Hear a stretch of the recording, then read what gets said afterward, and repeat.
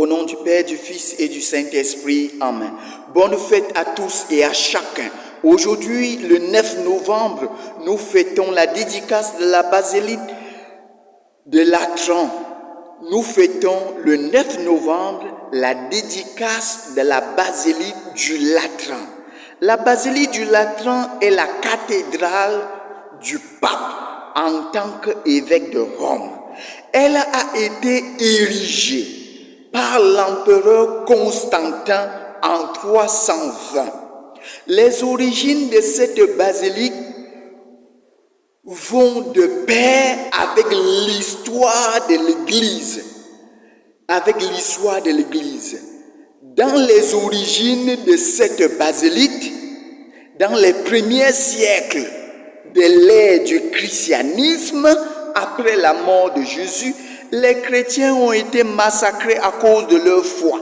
Les apôtres ont été massacrés à cause de leur foi, à cause de leur engagement au Christ. Ils ne devaient plus prononcer le nom de Jésus, ils ne devaient plus évangéliser au nom de Jésus. C'est pour cela qu'on les arrêtait, on les massacrait. Et dans l'Empire romain, on ne voulait pas entendre parler de Jésus. Alors l'empereur qui était à Rome, les empereurs de Rome, Dioclétien, Dèce et les autres empereurs qui ont suivi ne voulaient pas du christianisme. Ils parlaient que le christianisme vient créer de la zizanie au peuple, vient créer du désordre dans le peuple. Alors il ne fallait pas le christianisme. Lorsque l'empereur Constance Chlore meurt, il a ses deux enfants. Il y a Maxence et Constantin. Alors l'empire est divisé par deux princes, par deux Augustes. L'Auguste Maxence et l'Auguste Constantin. Voilà qu'il y a l'affrontement maintenant parce qu'il faut qu'il y ait un seul empereur dans l'Empire romain. Et ils se combattent entre eux. Voilà que le 27 octobre 312, Constantin a une vision. Il voit sur le soleil la croix, le pisme de Constantin. Il voit la croix, le pisme de Constantin, c'est cette croix-là qu'il apparaît lumineux et qu'il apparaît. Et sur la croix, voilà une parole, les mots qui sont adressés à Constantin. Par cet signe, tu vaincras. Par cet signe, tu vaincras. Donc, par la croix, nous avons la victoire. La croix est signe de la victoire contre toute adversité. Il prend ce signe et il marque sur les boucliers de ses soldats, sur l'épée de ses soldats, et puis ils partent au front pour le combat contre Maxence. Et Constantin gagne le combat. Et quand il gagne le combat, le 28 octobre, il gagne le combat 312. Le 28 octobre, il gagne le combat. Et puis, comme il est content de ce que le Seigneur a fait de lui, quelques mois plus tard, en 313, il écrit une édite, l'édite de Milan, en proclamant la liberté religieuse. Dans cette édite qui est quoi? L'édite, c'est comme un décret qu'il écrit pour dire que la liberté religieuse, la religion de l'empereur, la religion du peuple, il devient chrétien. La religion de l'empereur devient la religion du peuple. Alors, les empereurs qui massacraient le peuple, qui ne voulaient pas de la religion chrétienne, voilà que les chrétiens, le sang des martyrs devient la semence. Le sang des martyrs devient la semence. Vous que le peuple, vous que les gouvernants torturent, vous que les chefs torturent, vous qu'on tue, vous qu'on massacre, sachez que vous êtes les martyrs des nations. Vous êtes les martyrs des nations. comme les chrétiens ont été le martyr de la foi chrétienne. Grâce à eux, Jésus a touché le cœur de qui? De celui qui les massacrait. Il faut prier pour que Dieu touche le cœur de ceux qui vous massacrent, de ceux qui vous torturent, de ceux qui vous assassinent. Il faut prier pour que Dieu fasse le travail, comme Jésus a converti le cœur de qui? De Constantin. Et qui écrit maintenant, il dit maintenant, la religion du roi, la religion du peuple, la religion de l'empereur, la religion du peuple. Il écrit une l'édite qui déclare la liberté religieuse. Mon frère, ma soeur, vous, aujourd'hui, en fêtant cette fête, ça vous donne l'encouragement à savoir que même Saul, qui torturait les chrétiens, qui tuait les chrétiens, Jésus lui a rejoint sur le chemin de Damas. Et Saul est devenu Paul. Celui qui massacrait les chrétiens, il a été défenseur des chrétiens.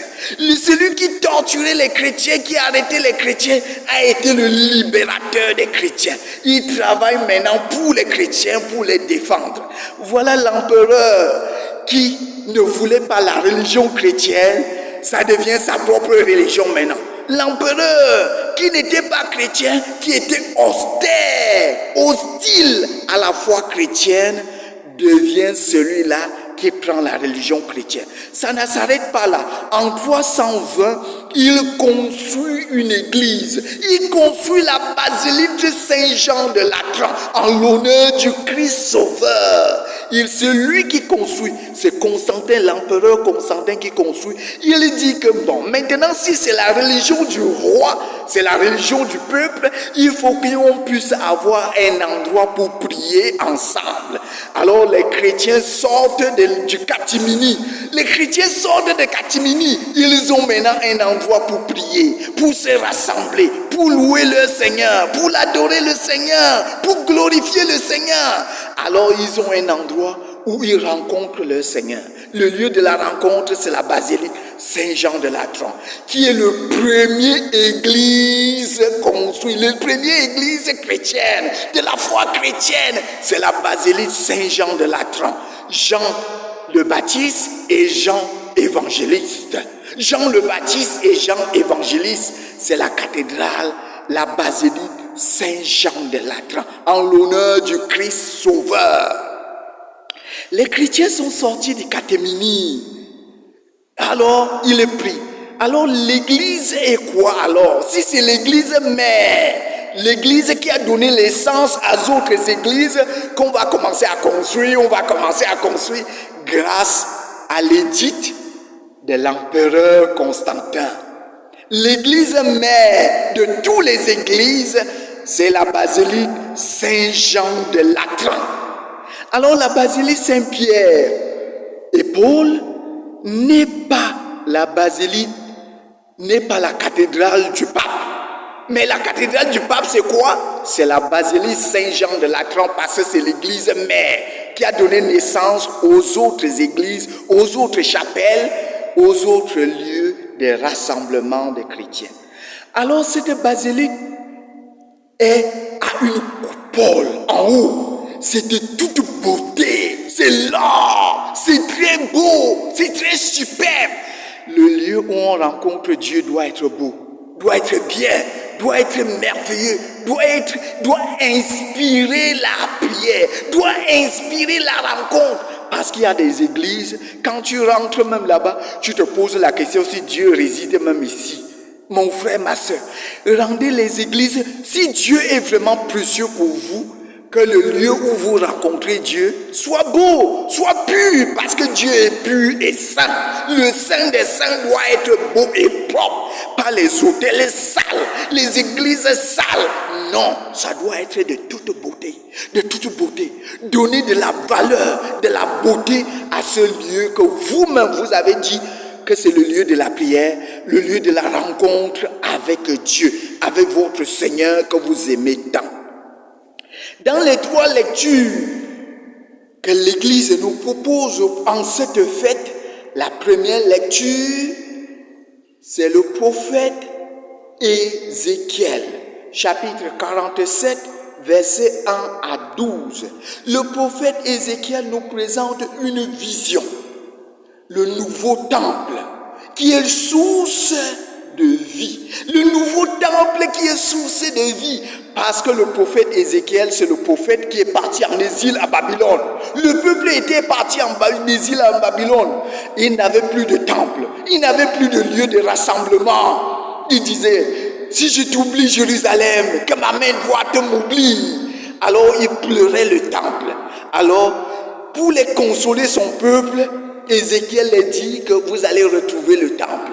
Et dans ce temple, les eaux vives vont jaillir, ils vont vous rafraîchir.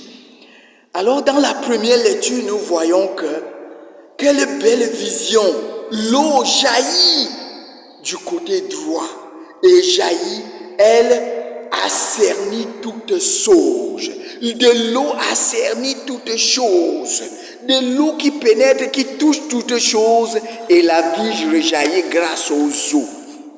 Alors dans le temple, nous voyons que c'est Jésus nous dit que si quelqu'un a soif, qu'il vienne à moi et qu'il boive. Celui qui croit en moi, de son cœur couleront les eaux vives. Jean chapitre 7, versets 35 à 37. C'est le Christ de son côté ouvert où naît la vie des baptisés. Où naît la vie des baptisés? Le côté de Jésus jaillit les sources d'eau vive. Voilà les nouveaux baptisés nés à l'église. L'église nous donne naissance des nouveaux baptisés.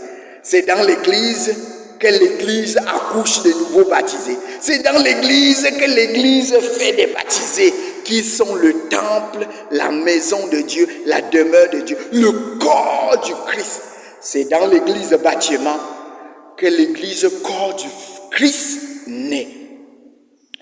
Mais dans le Saint-Évangile, Jean chapitre 2, versets 13 à 22, c'est Jésus qui est en colère. Il est en colère. La colère exprime une injustice. Quand quelqu'un est en colère, ça exprime une injustice.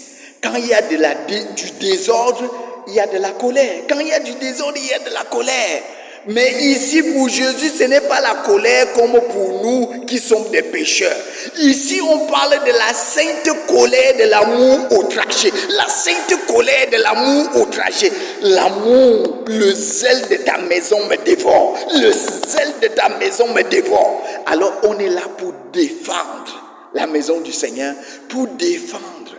Alors, Jésus prend le fouet et il dégage. Il est en train de nettoyer. Ne faites pas de la maison de mon Père une maison de trafic, une maison de bandits, une maison de commerce.